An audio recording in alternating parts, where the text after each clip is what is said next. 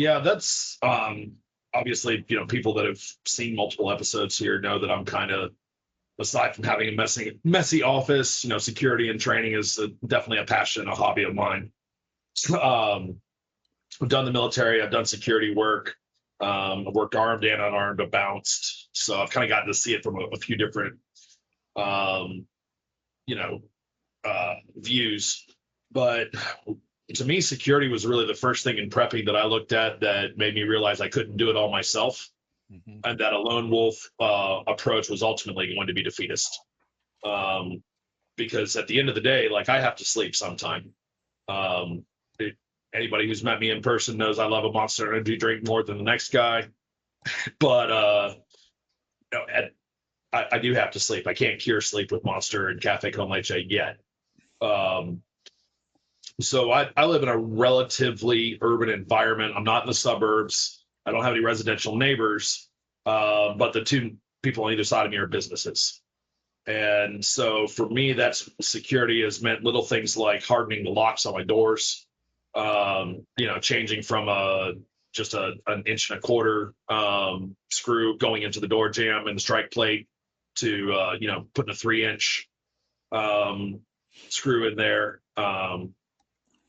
But I've also started to look at security in depth, and a lot of people I've talked to in the prepping world have kind of mentally said that they're going to batten the hatches, and they're basically going to just close the gates Hmm. and turtle up.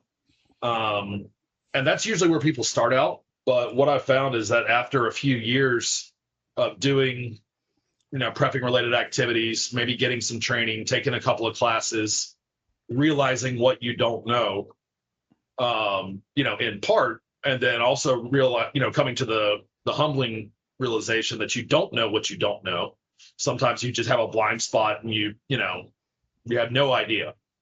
Um, for me, that kind of led me more to a place of networking with local people after hurricanes. We have a call list when we reestablish comms.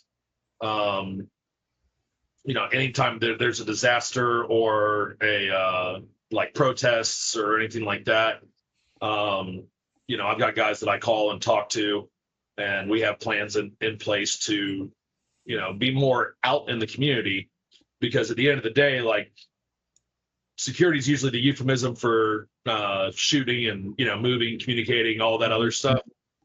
But I live in a wood frame house. I don't want to have a gunfight next to my family.